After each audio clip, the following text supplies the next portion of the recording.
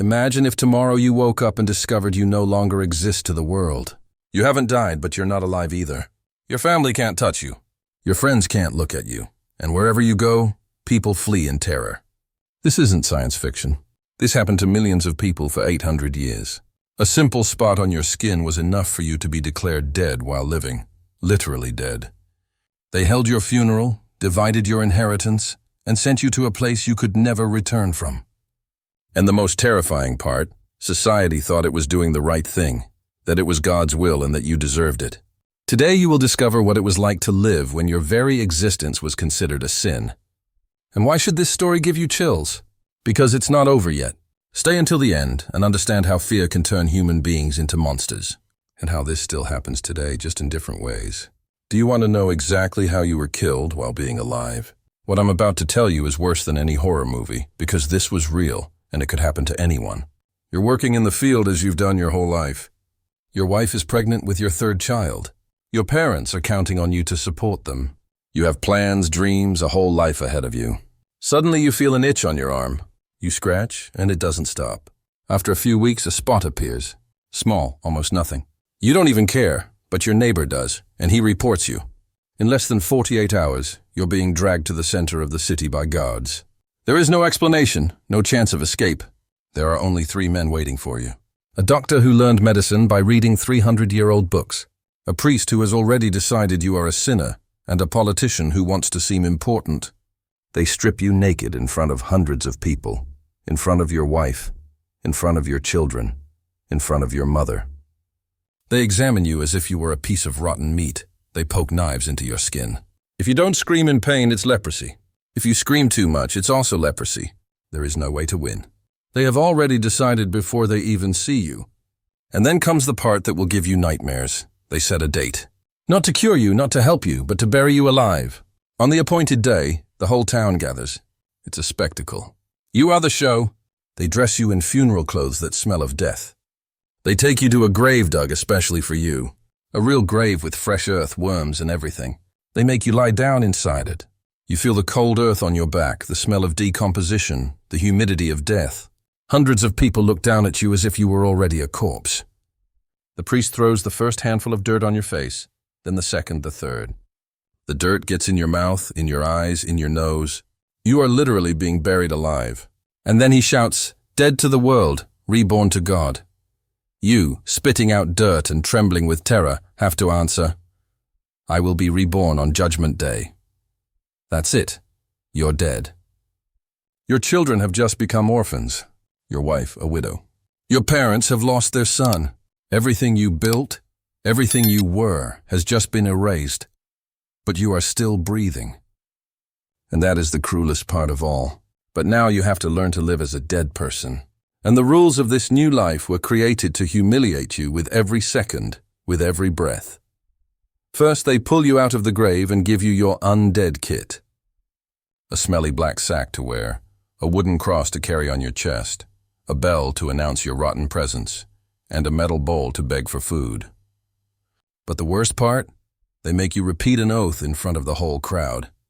I swear never to return. I swear never to touch another human being. I swear to live as dead until God takes me. And then your final walk began. They escorted you to the edge of the city, not alone, but like a funeral procession. Hundreds of people followed you, shouting, throwing stones, spitting. Your own children were there crying, prevented from hugging you one last time. When they reached the border, they made you plant a cross in the ground. This cross marked the point you could never cross back over. It was your official grave, and you had to dig the hole with your own hands. From that moment on, you were no longer John, Mary, Peter. You were just the leper, without a name, without an identity, without humanity.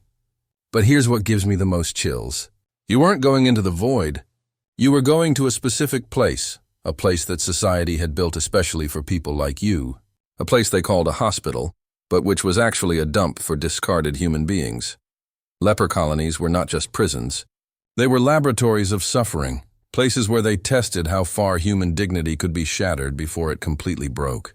And when you got there, you discovered something no one had told you. You weren't alone.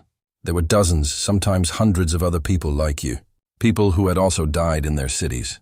people who had also lost everything. But here's the most sinister part. Even within those walls, far from the world, the rules of humiliation continued. Because medieval society didn't just want to isolate you. It wanted to make sure you suffered every day until your last breath. But what really happened within those walls? What I'm about to tell you now will show you how cruel a human being can be, even when they pretend to be pious. You enter the leper colony thinking you found hell, but you discover there's something worse. A hell with rules. An organized hell. A hell that works like a machine for grinding human dignity. First, they give you your new identity. A number, not your name, not your history. Just a number scrawled on a wooden plaque that you must carry on your chest. John became 47, Mary became 23, Peter became 91. Your new home, a two-metered room that you share with 3 other people.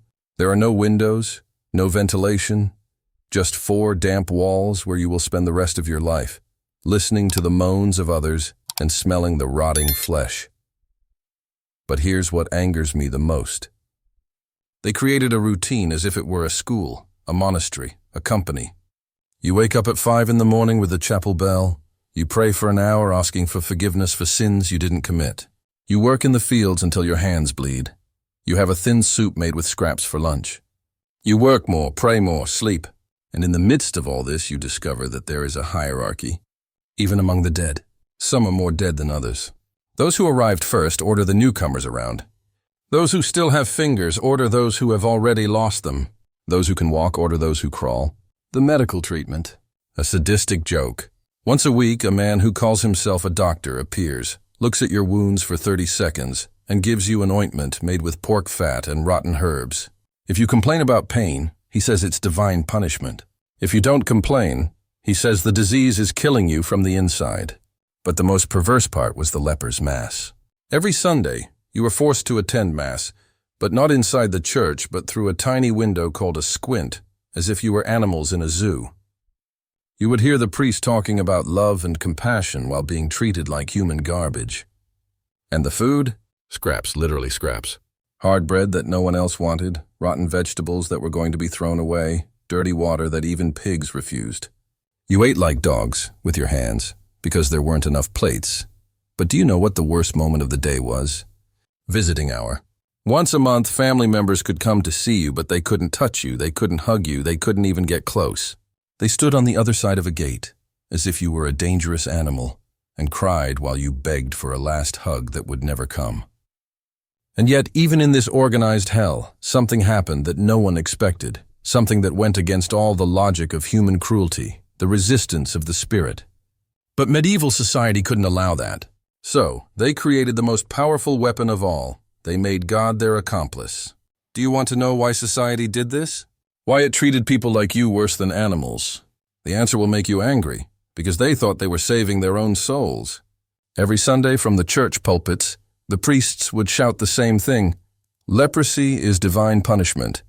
God marks sinners on their skin so that everyone can see their moral rottenness. They turned your disease into proof that you were a spiritual monster. And the crowd believed it, of course they did. It was easier to believe that you deserved to suffer than to admit that anyone could be next.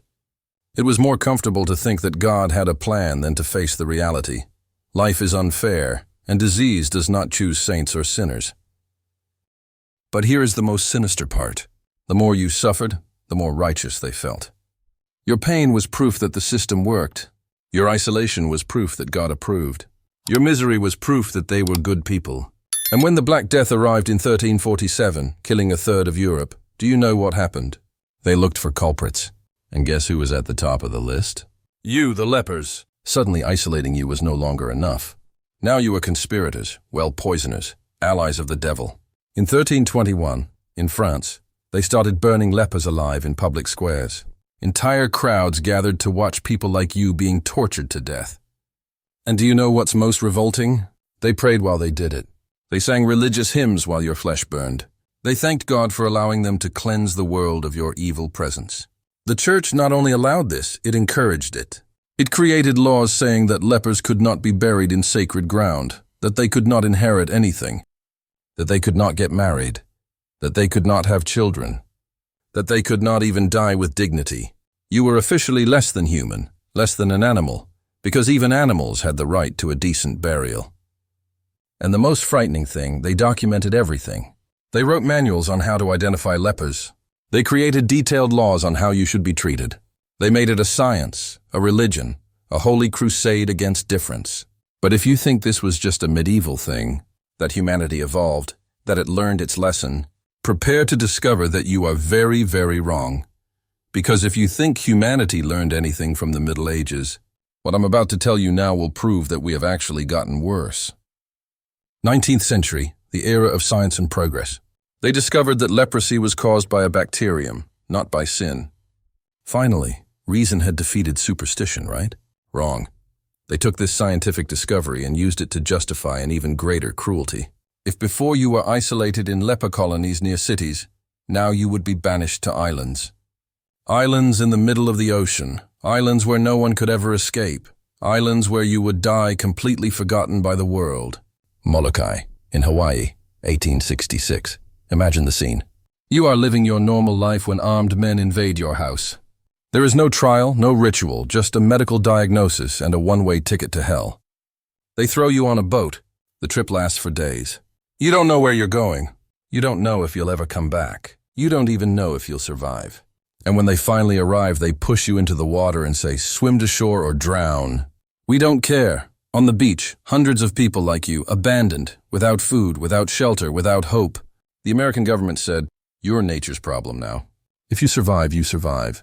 If you die, even better. And do you know what's most revolting? They called this humanitarian treatment. Because at least you weren't burned alive like in the Middle Ages. What progress, right? But wait, because the story gets worse. Japan, 20th century, from 1907 to 1996. Almost 90 years of an official government policy. Every leper must be removed from society forever. It didn't matter if you were cured. It didn't matter if you were never contagious. It didn't matter if it was a medical error. Once diagnosed, you disappeared. You literally disappeared. Your family received a false death certificate. Your name was removed from official records. You became a non-person. And here's the part that will keep you up at night. This happened until 1996. 1996, when you were already alive, when your parents were already alive, when the world already had the internet, television, human rights. Children born in Japanese leper colonies were immediately sterilized. They couldn't have children. They couldn't continue the infected race. Entire families were separated forever. Husbands and wives were forbidden to see each other. Parents never saw their children again. And in India, even today in 2024, there are more than 750 leper colonies. People cured decades ago continue to live in isolation because their families don't accept them back, because society doesn't forgive, because the stigma is stronger than science. Brazil, South Africa, the Philippines, they all did the same thing. They all used modern science to justify medieval barbarism. They all proved that technology doesn't cure human cruelty. It just makes it more efficient. But in the midst of all this darkness, of all this systematic inhumanity, something happened that no one expected.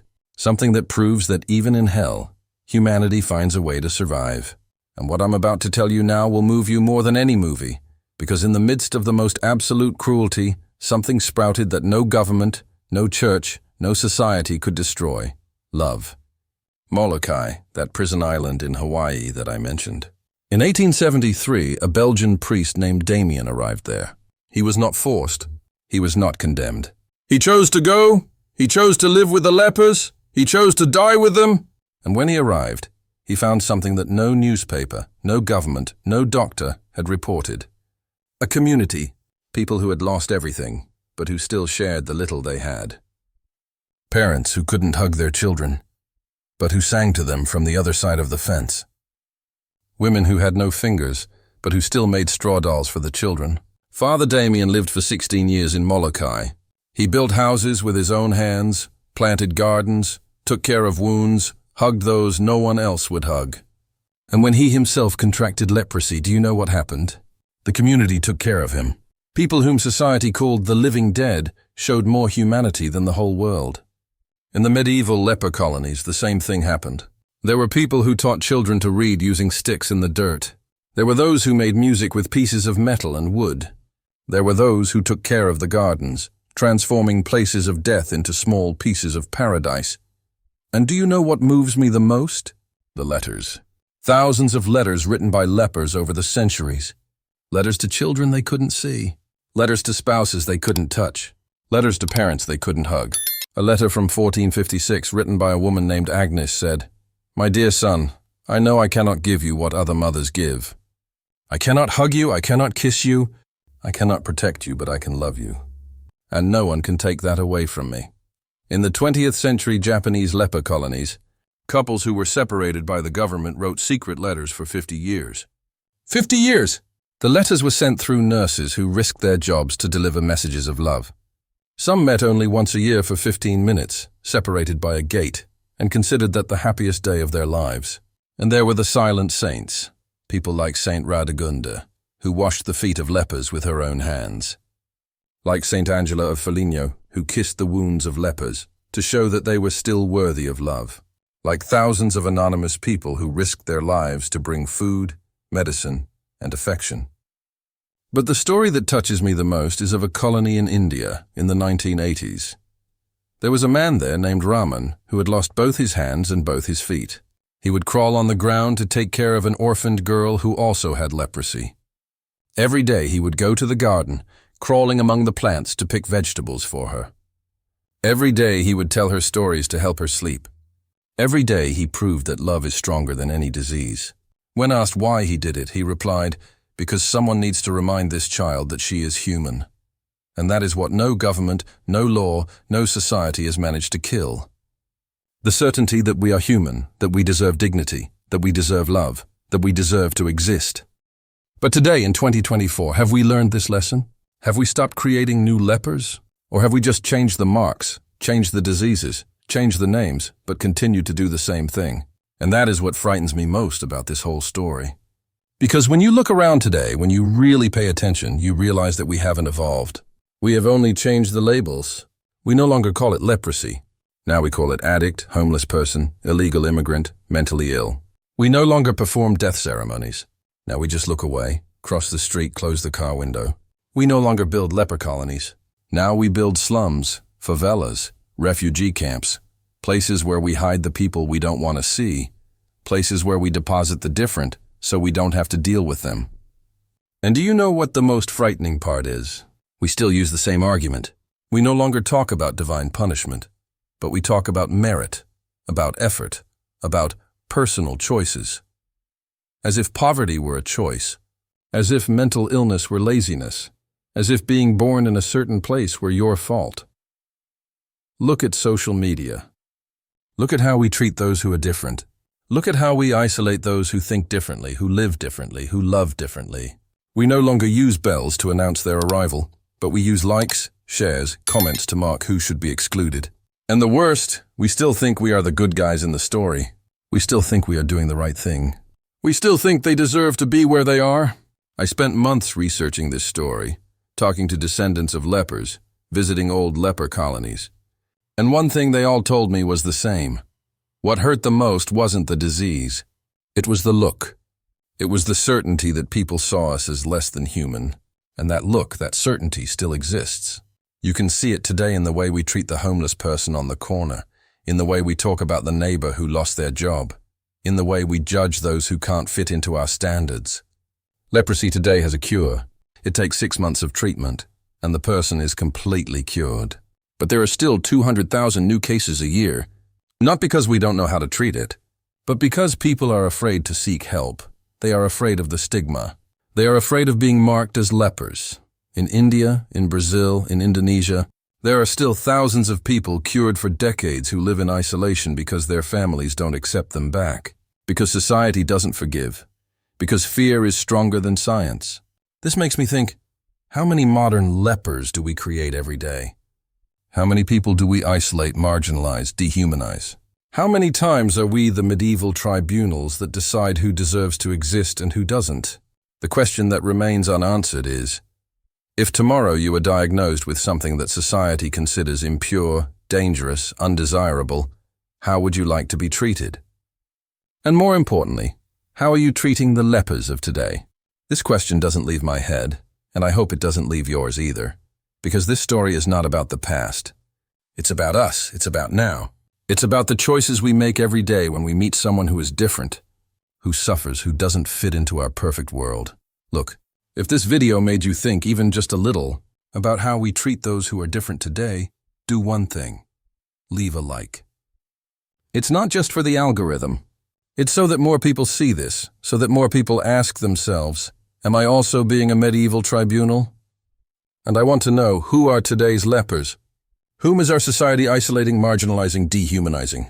Comment below, share your experience, share your thoughts, because this conversation needs to happen. Subscribe to the channel if you believe that knowing these stories can make us more human, that understanding the past can help us not repeat the same mistakes, that remembering the suffering of others can teach us to be better. And share this video. Share it with someone who needs to hear this, because knowledge that is not shared is lost knowledge, and we have already lost too much humanity. Next week, I will tell the story of the witches of the Middle Ages. You will discover that 80% of the women burned alive were just different, healers, midwives, women who could read. And you will understand why this story still happens today, just with different names. Until then, look around, observe how you treat those who are different, and ask what kind of person you choose to be. Because in the end, it doesn't matter if you have leprosy, if you are poor, if you are different. What matters is whether you can still see the humanity in the other, and that never goes out of style.